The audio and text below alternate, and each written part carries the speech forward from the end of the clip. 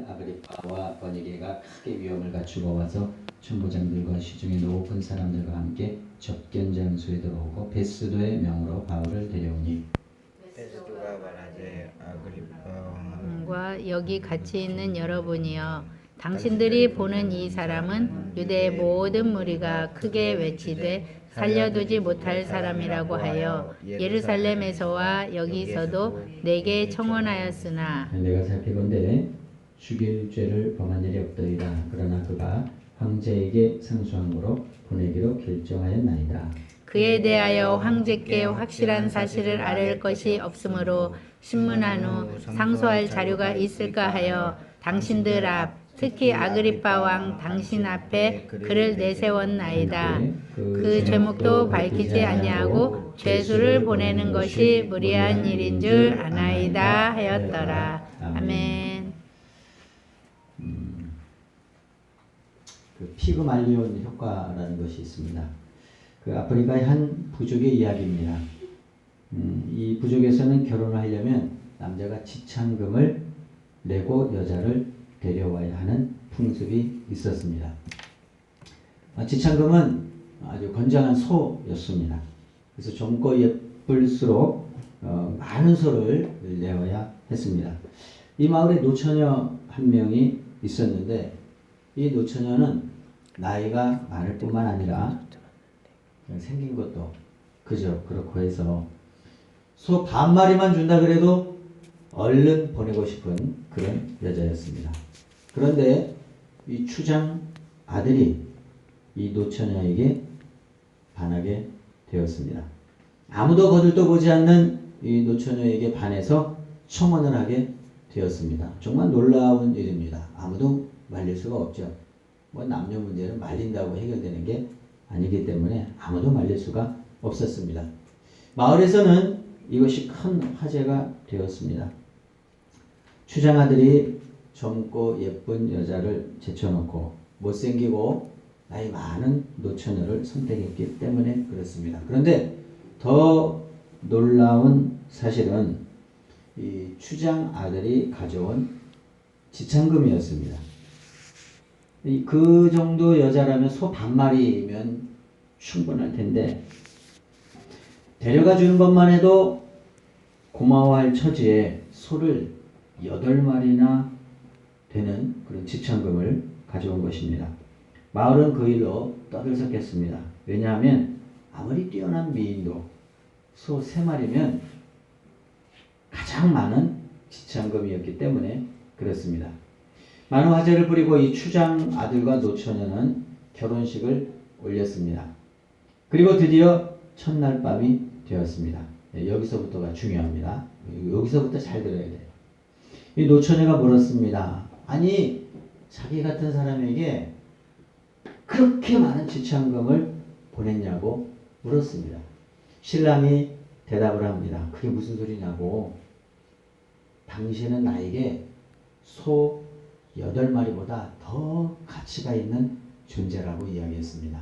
나에게 만약 소가 더 있었다면 그것마저도 다 보냈을 것이라고 말을 했습니다. 이 말을 들은 신부는 감동해서 눈물을 글썽했습니다. 그 순간부터 이 노처녀의 삶은 달라지기 시작했습니다. 아니, 달라질 수밖에 없었습니다. 아무도 거들떠보지 않는 그런 삶에서 가장 아름다운 신부가 된 것입니다. 말씨와 걸음걸이 그리고 또 사람들을 대하는 태도, 그 모든 것이 달라졌습니다. 무엇이 이렇게 한 사람의 생애를 이렇게 변화시킬 수 있겠습니까? 다른 것이 아니라 그것은 신랑이 부여해준 가치 때문에 그렇습니다. 이것 때문에 한 사람의 인생을 완전히 바꾸어 놓을 수가 있었습니다. 성경에 보면은 예수님은 신랑이고 여러분은 뭐죠? 신부다.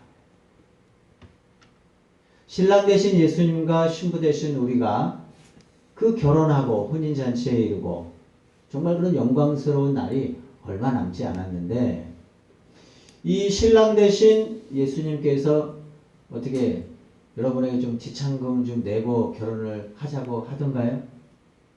어떻게 소 한 마리 정도, 아니면 세 마리 정도, 아니면 여기에 나온 추장 아들처럼 한 8마리 정도 어떻게 예수님이 주시던가요?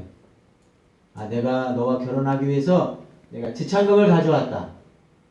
우리 아린이 데리고 가려면은 소 한 80마리 정도는 가져와야 될 텐데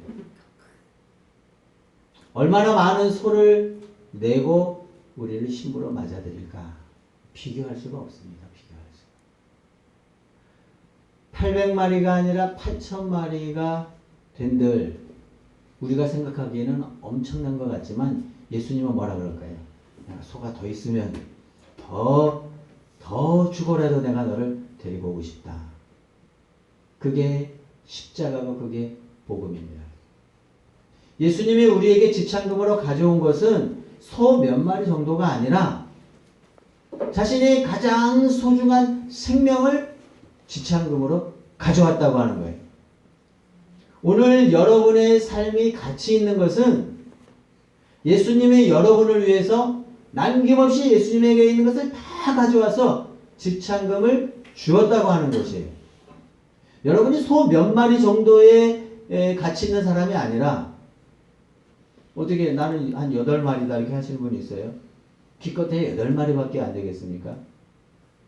우리를 빛나게 하고 삶을 의미 있게 하고 우리의 삶이 능력 있게 하고 그렇게 하는 것은 내 안에 있는 것이 아니라 우리를 인정해주는 우리의 가치를 인정해주는 예수님께 있다고 하는 거죠. 그 예수님이 다 주셨어요. 자신의 생명까지도 우리에게 주셨습니다. 그것을 뭐라 그래요? 십자가고요. 그게 복음입니다. 여러분 한 사람 한 사람에 대한 그 가치는 제가 여기서 다 말씀드릴 수가 없습니다. 우리 아린이부터 또 시율이 또 우리 모두에 이르기까지 신부된 여러분을 향해서 예수님이 줄 수 있는 모든 것을 다 주셨다는 것입니다. 우리를 이토록 가치 있게 해주셨는데 신앙생활의 출발점이 여기에 있습니다.